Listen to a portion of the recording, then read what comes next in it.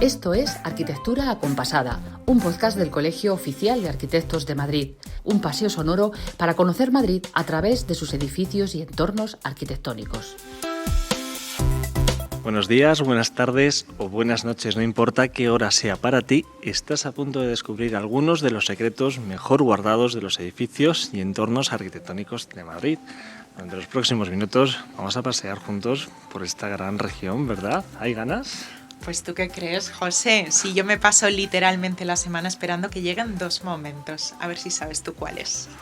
Ya estamos con las preguntas, pues no sé, a ver, cuéntanos. Es fácil. El día en que me voy de paseo con los arquitectos a visitar los edificios o los entornos arquitectónicos de Madrid y el día que vengo aquí contigo a contártelo y a contárselo, claro, a todos nuestros oyentes de Arquitectura Acompasada. Madre mía, anda que no te lo pasas poco bien tú, ¿eh? Se hace lo que se puede. Sí, y me parece a mí que esta semana, especialmente esta semana, estás radiante. ¿Me equivoco? Nada, no te equivocas ni un poquito, si es que ¿cómo me conoces? Pues sí, José, estoy súper feliz porque esta semana me ha tocado visitar un edificio que está situado en la que es mi calle favorita de Madrid. Pero que no favorita de ahora, ¿eh? Favorita desde que era una peque total, que me quedaba fascinadísima con el espectáculo de edificios que la componen. Bueno, yo esta pregunta sé la respuesta porque nos conocemos desde hace muchos años. Sí. Y es que esa calle también es una de mis favoritas por todo lo que nos vincula a ella. Es nuestra Gran Vía. Es que de hecho nos conocimos ahí. Esta confesión también había que hacerla. Nos conocimos, sí. José y yo, trabajando en una tele en Gran Vía 32. Así ahí que estábamos, en la primera. En la primera. Claro, ¿cómo no va a conformar algunos de los recuerdos más bellos de toda una vida? Porque además dentro de la Gran Vía he ido esta semana concretamente a visitar uno de los edificios que mayor fama le dan a esta arteria principal de nuestra ciudad y uno de los edificios que más me gusta y que también tiene mucho que ver con nosotros, que somos periodistas. Bueno, es que las dejas votando, ¿eh? Pues ¿cuál va a ser? Si no, el Palacio de la Prensa. Sí, tú lo has dicho, José, el Palacio de la Prensa, cuya importante reforma acometió Juan de Dios de la Hoz hace poquito, el año pasado, y ha devuelto los valores arquitectónicos a este emblema de Madrid. Así que, ¿nos vamos a Palacio, caballero? Vámonos a Palacio. Pues dentro report. Hoy de verdad que si alzo la vista, viajo en el tiempo. Estoy admirando la fachada del Palacio de la Prensa, que fue construido en el año 1924 y proyectado por Pedro Muguruza. E inmediatamente imagino aquella Gran Vía elegante y efervescente del primer tercio del siglo XX, la que presumía orgullosa de convertirse en el centro de la vida urbana madrileña. Este fue uno de los edificios que se construyó entonces y que se convirtió inmediatamente en el más alto de toda la Gran Vía. Luego ya sería superado, es verdad, pero en aquel momento ostentaba este récord. Y nació con una vocación muy clara, ser el centro de la vida cultural madrileña. Y para rendir honor a esa utilidad primera, se llevó a cabo una importante reforma de la fachada de la mano de Juan de Dios de la Hoz. Muchísimas gracias por acompañarnos, Juan de Dios. Gracias a vosotros. Se trataba de recuperar el espíritu de esa fachada que se había visto de alguna manera perjudicado por el paso del tiempo, ¿no? Sí, así es, efectivamente. Es un edificio que está en una de las zonas de más tráfico de Madrid y entonces tanto esta razón como el paso del tiempo y la propia meteorología pues habían hecho un poco de mella en sus fachadas. Es una fachada que tiene un predominio del ladrillo, que además era la zona que en mejor estado se encontraba, y luego tiene unas zonas también de piedra y de piedra artificial que se habían deteriorado mucho. Ese problema llegó a ser un poco acuciante porque empezaron a caer fragmentos de piezas hacia la calle. Entonces rápidamente hubo que hacer un proyecto para intervenir en la totalidad de las fachadas, excepto las partes bajas de Tudescos y Miguel Moya, que se dejarán para una fase siguiente, y intervenir en todo este enorme edificio que, como bien decías, efectivamente en su momento fue el rascacielos más alto de toda España. Pero ¿y cómo se interviene, Juan de Dios? Porque claro, son materiales de hace casi un siglo, ¿no? ¿Cómo se realiza para respetar ese espíritu de la fachada? La restauración de estos edificios, que son bienes integrantes del patrimonio, requieren no solamente, en este caso, de un arquitecto sino que ha habido que contar con arqueólogos, historiadores e incluso químicos y físicos que analizaran las características de los materiales. Recogimos un ladrillo, hicimos pruebas sobre él e intentamos encontrar el ladrillo que más se pareciera. De hecho, si uno mira a la fachada, tendría que tener muy buen ojo para encontrar todos aquellos que se han cambiado, pero han sido muchos cientos de ladrillos que ha habido que modificar, quitando los que estaban prácticamente desintegrados y colocando unos ladrillos nuevos. Y con la piedra se hace una cosa más o menos igual. En este caso era un poco más sencillo porque la gran mayoría de la fachada es piedra artificial que se hacía con molde. Entonces se ha llevado una pieza a analizar, se ha visto la composición de ese material y se ha reproducido exactamente con esa misma proporción. Y entonces en las balaustradas, por ejemplo, en los frontones, en las columnas, pues no se nota cuál es esa actuación. Todo ello ha quedado documentado en unos planos donde sí que están marcadas todas y cada una de las piezas, porque hay que dejar memoria de lo que ha ocurrido, porque si no, dentro de un año o de 2 o de 10 es imposible diferenciar lo que se ha aportado de lo antiguo. Claro, pero eso le iba a decir, porque comenta que son cientos de ladrillos. Yo estoy aquí desde abajo mirando y sería incapaz de decir cuáles tienen una coloración distinta o cuáles son. A lo mejor me parece un poco, pero ya imaginando en ese lateral izquierdo que hay unos un poquito como más oscuros que otros, Sí, pero vamos, no estoy ni segura.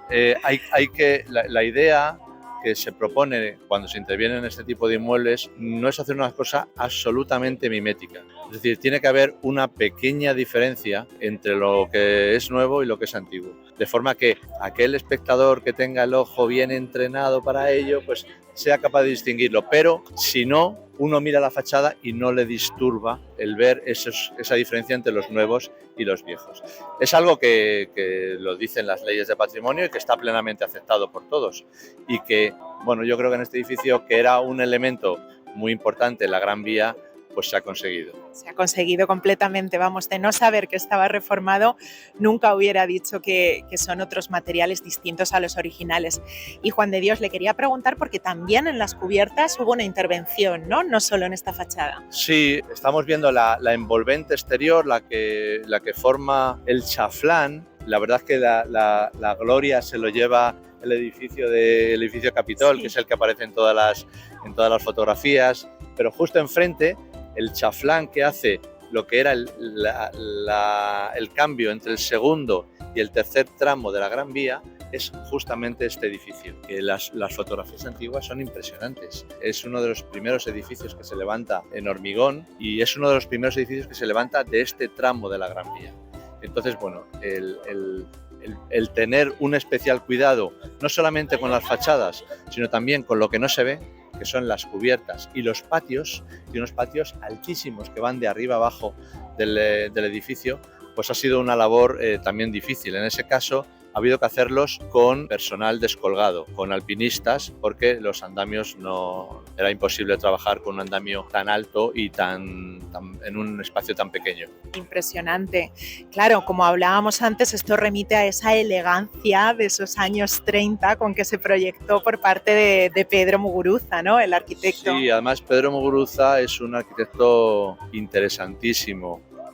No solamente él, sino una generación que sufrió mucho porque les pilló la guerra civil, pero era una generación extraordinaria. Ahí estaban Pedro Vidagor, Luis Gutiérrez Soto, Torres Balbás, Modesto López Otero, Luis Moya, Casto Fernández Sou, en fin, un montón de arquitectos que tuvieron además una extraordinaria también generación de profesores. Ahí estaban Ricardo Velázquez Bosco, Manuel Aníbal Álvarez, Vicente Lampérez, en fin, era una generación extraordinaria. Y desgraciadamente muchos de ellos tuvieron que exiliarse y otros quedaron en España. Y afortunadamente Pedro Muguruza se quedó. Y Pedro Muguruza estuvo al frente de la Dirección General de Arquitectura y hicieron una labor impresionante. Él y todo lo que se organizó a través de la Dirección General de Regiones Devastadas. En fin, era un personaje, dibujaba maravillosamente. Los dibujos de este edificio son espectaculares, una maravilla. Tanto los de las fachadas, que estamos viendo una fachada gigantesca, como el más mínimo detalle, un cenicero, una lámpara, ¿de verdad? Una mesa, sí. ¿También lo dibujaba? Dibujaba todo y todo lo que dibujaba estaba dentro de los salones de té, del salón de fumadores, que desgraciadamente hoy no están, pero los detalles del gran salón del cinematógrafo. Todo eso está dibujado por Pedro Muguruza y es una auténtica lección de arquitectura. Es una pena que no los podamos ver porque desgraciadamente se han perdido, pero bueno, afortunadamente están las fotos y están sus planos. Claro, impresionante desde luego el tino con el que lo proyectó. Y ahora mismo, Juan de Dios, ¿hay prevista alguna otra intervención ya en lo que es el interior de este Palacio de la Prensa? Sí, no es un proyecto que tengamos nosotros el encargo, pero sí que sé que hay un plan especial de intervención en el Palacio de la Prensa, lo que era el antiguo cinematógrafo, que hoy en día son 3 o 4 salas de minicines, y sé que además no hace mucho, a lo mejor hace un año, se ha aprobado por el Ayuntamiento de Madrid, con lo cual ojalá eso sirva para devolver una parte del edificio que desgraciadamente se perdió. Porque creo que tenía un cinematógrafo impresionante, enorme, ¿no? Impresionante las fotografías que hay, debía estar cerca de las 2.000 personas, 2.000 butacas, hoy en día es inviable, estamos acostumbrados a ir a un minicine que tiene 20 butacas, pues allí casi 2.000, las fotografías que se conservan son extraordinarias y además tenía un mecanismo en la parte alta para proyectar con una mayor definición las películas. Era todo un alarde. Seguramente Muguruza conocía la arquitectura que se estaba haciendo a principios del siglo XX pues en Chicago y en las grandes ciudades con este tipo de edificios en altura y la trajo aquí y bueno, pues yo creo que son uno de los edificios más elegantes y de mayor valor que tiene la Gran Vía, que ya de por sí es un muestrario de arquitectura fabuloso. Pues desde aquí, desde Arquitectura Compasada, invitamos a todo el mundo, si no lo conocen y si lo conocen también, a venir a visitarlo. Y desde aquí le damos también las gracias, Juan de Dios, por haberle devuelto el pulso, bueno, y la piel, la fachada a este edificio. Muchas gracias a vosotros y muchas gracias al Colegio de Arquitectos de Madrid por esta iniciativa que la verdad que da mucho gusto ver que hay ese interés por los edificios, no solamente los que estamos haciendo hoy en día, que lo hay, sino también por los edificios del pasado. Muchas gracias. Desde luego que sí, muchísimas gracias. Qué bueno, María, yo voy mucho por ahí y aún voy al cine en la Gran Vía porque es un sitio que me encanta. Cine y luego tomarte algo por la zona es impagable, ¿eh? Desde luego, además hacer un edificio histórico como el que te ha enseñado Juan de Dios de la Hoz, pues es todo un privilegio, ¿para qué vamos a mentir? Y es un privilegio que tenemos todos los madrileños y todos los que nos visitan, que no son pocos. Que no son pocos, ya lo creo, y que pueden disfrutar de esa fachada completamente remozada, como nos ha contado Juan de Dios. Y claro, si es que no es solo que podamos disfrutarla, sino que se conserve en el tiempo venidero, porque es que ya casi cumple un siglo y los que cumplirá. Ah, claro, es que es verdad, que es que ya el año que viene, como habéis dicho, es 24. Pues nada, estaremos pendientes para celebrar su aniversario por todo lo alto y quién sabe si volveremos a este punto exacto de la Gran Vía y de la ciudad. Pero bueno, hablábamos de un edificio muy relacionado con la prensa y de la prensa nos vamos a la palabra y de la palabra a hablar en piedra.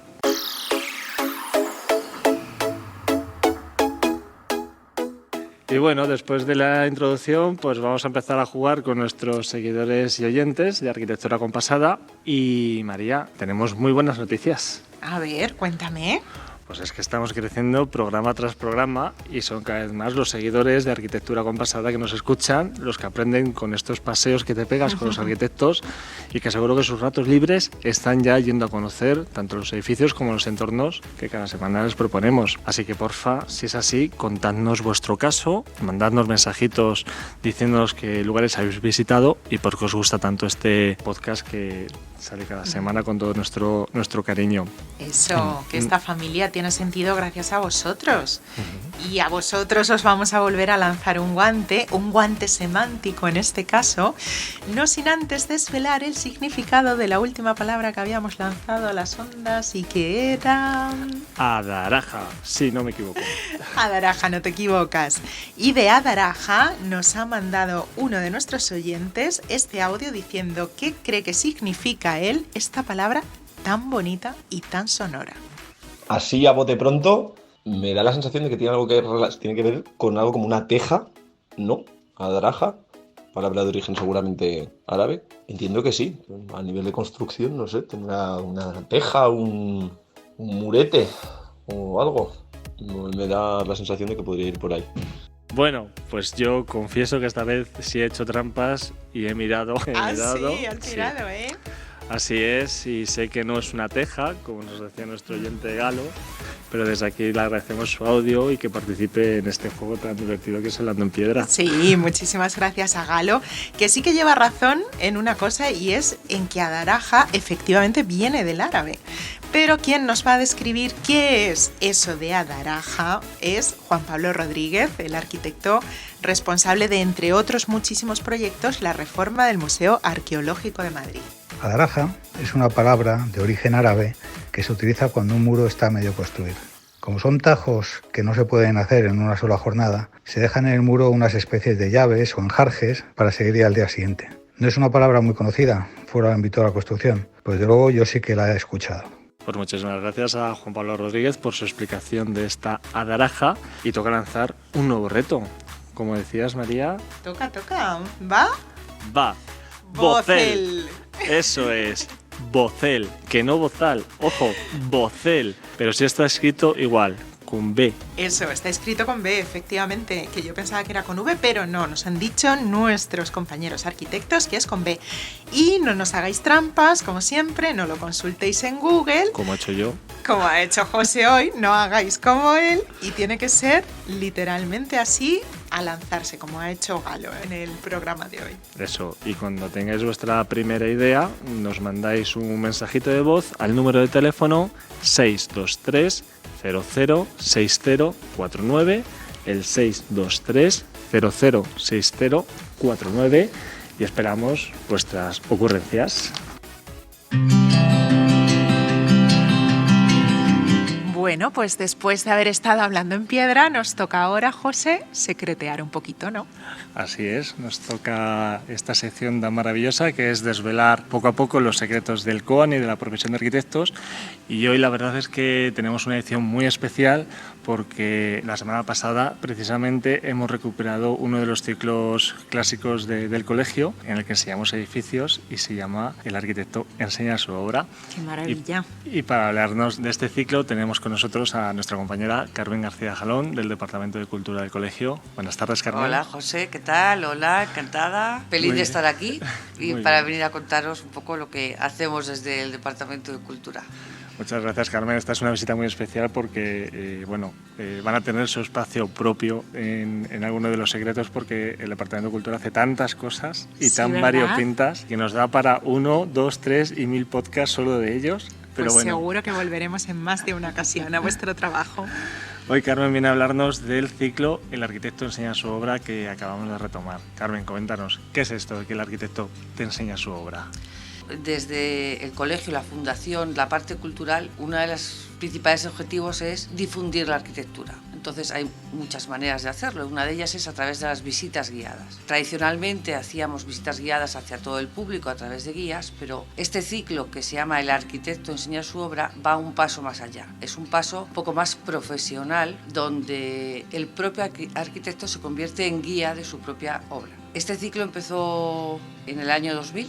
Partió de la Comisión de Cultura de ese momento, que estaba un poco liderada por Cayetana de la Cuadra Salcedo y Rubén Picado, y es verdad que se hicieron visitas gracias a esta iniciativa de grandes maestros que hoy ya no están con nosotros, pero que tenemos ese documento porque se grabó en ese momento DVD, lo que existía en ese momento, y es verdad que ese documento está en la biblioteca nuestra, en la biblioteca del colegio, donde cualquier arquitecto puede venir a consultarlo, y es un documento fundamental que ver al propio arquitecto explicar su edificio, su obra, es algo muy profundo, porque lo explican de una manera muy diferente a si fuera un guía externo. Entonces claro, pueden contar los entresijos, pueden contar sus propios problemas que tuvieron, los sentimientos, las emociones, la arquitectura es emoción también, entonces pues todo eso transmite mucho cuando el propio arquitecto puede explicar lo que ha hecho.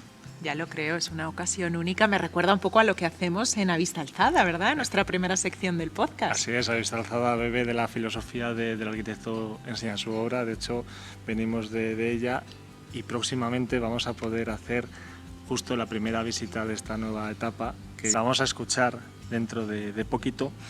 Pero bueno, es un ciclo que tiene pues más de 20 años de vida, como nos está contando Carmen, no como el podcast, que ya que es muy joven. 8 semanas. Pero bueno, con más de 20 años de vida, el objetivo es dar a conocer la arquitectura como este podcast. Pero ¿a quién va dirigido este ciclo en concreto? A ver, mira, cuando empezó, en el año 2020, la idea era abrirlo a todo el mundo, a todo el público. Es verdad que desde un primer momento el interés de verdad estaba en el arquitecto, porque no es lo mismo que lo enseñe un guía que tiene, a lo mejor, aunque sea arquitecto, pero habla de una manera más cercana al público en general.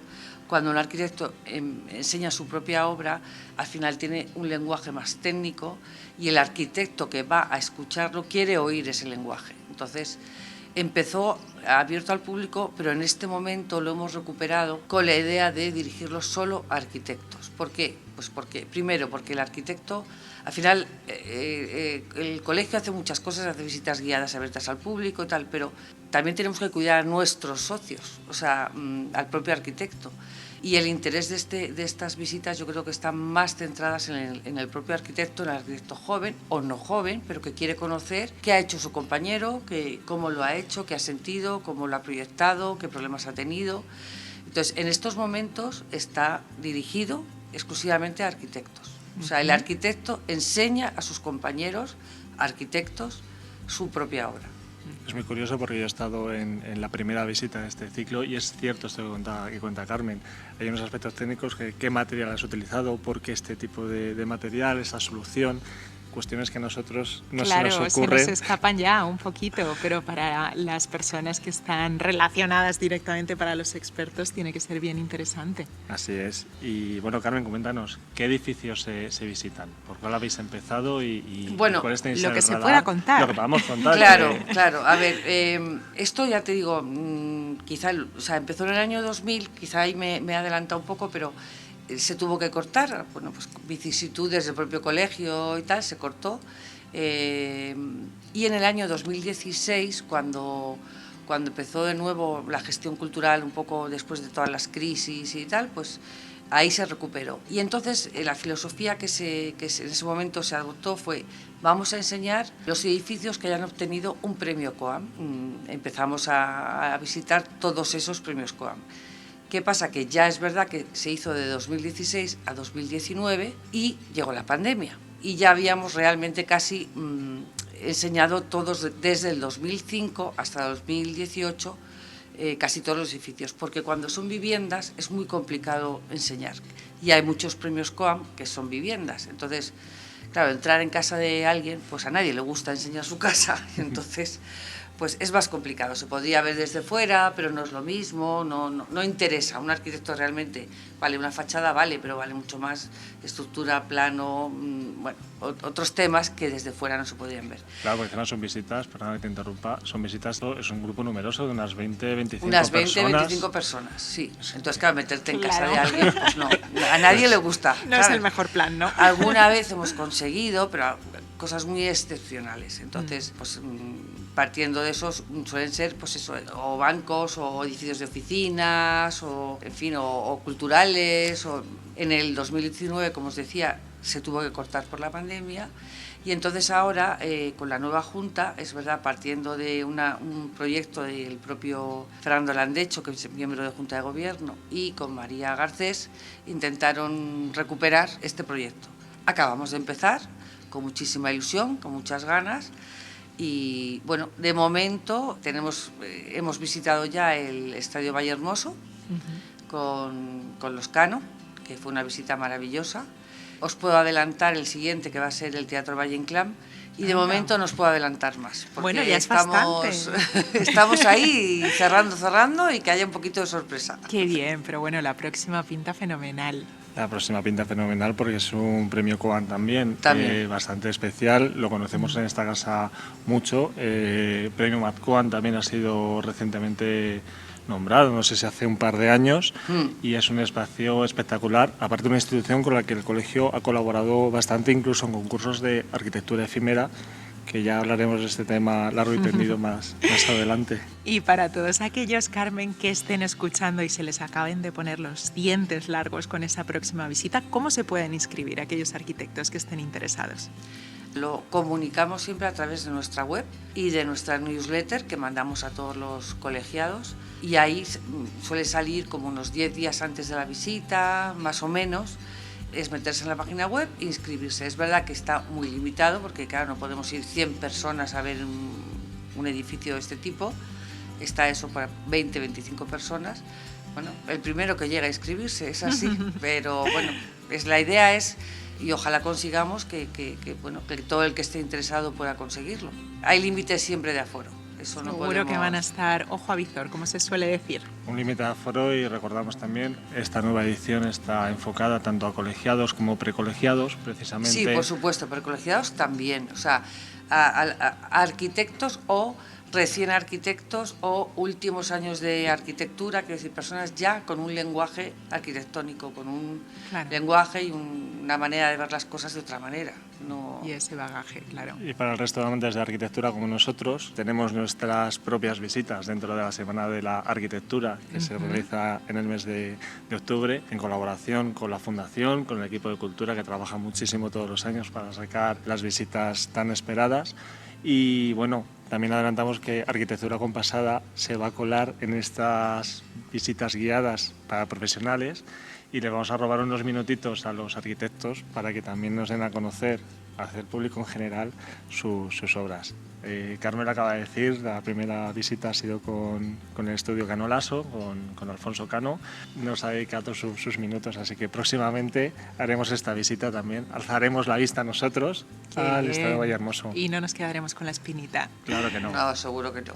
Claro. Y bueno, ya aprovecho, además también ya que estamos aquí, yo voy a enredar un poco, y igual que se ha recuperado este ciclo, pues recuperar otro ciclo que teníamos que llamábamos visitas guiadas, dedicadas al público en general, aparte de la Semana de Arquitectura, que es verdad que es una bomba de visitas. Así y de la gente que, bueno, que los primeros 5 minutos se ha llenado todo, y bueno, que es un gusto, pero precisamente por eso queremos, la idea es a ver si podemos recuperar también, hacer una visita, aunque sea mensual, dedicada al público general, no solo, o sea, algo más cercano, pero bueno, desde aquí lanzo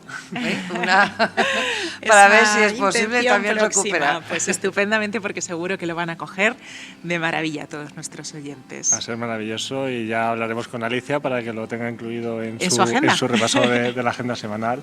Carmen, muchísimas gracias, un placer contar contigo, y nos escuchamos prontito. Venga, muchas gracias a vosotros, encantada. Encantada.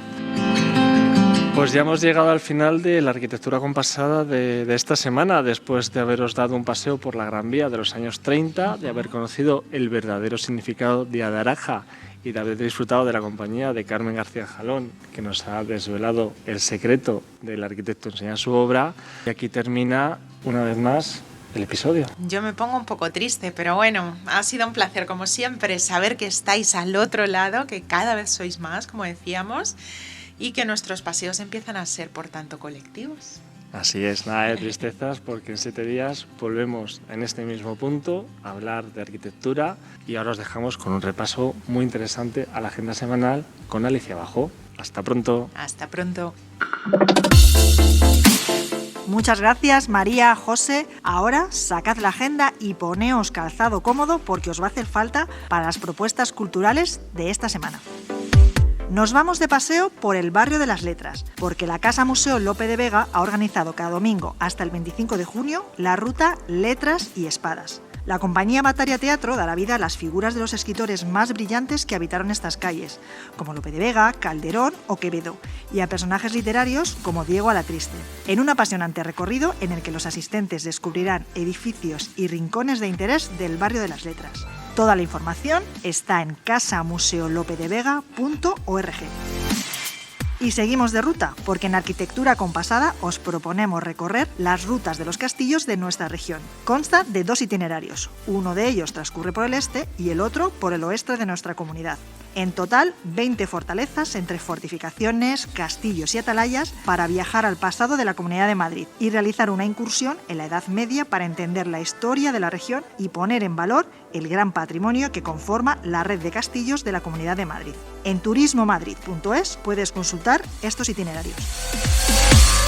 Nos quedamos ahora en el COAN, porque el miércoles 17 y el jueves 18 de mayo exponemos las 9 propuestas presentadas al concurso internacional para la transformación de la estación Madrid-Chamartín Clara Campoamor y su integración en el entorno urbano, que está llamado a convertirse en un referente internacional de la movilidad sostenible e inteligente y en un emblema urbanístico y arquitectónico de Madrid. Podrás ver las maquetas de las 9 propuestas y conocer de la mano de los equipos involucrados en cada una de ellas todos los detalles de las soluciones presentadas. Y hasta aquí las propuestas culturales de arquitectura compasada, que también puedes consultar en nuestra página web www.coam.org. Hasta la semana que viene. Has escuchado Arquitectura Acompasada, un podcast del Colegio Oficial de Arquitectos de Madrid, un paseo sonoro para conocer Madrid a través de sus edificios y entornos arquitectónicos.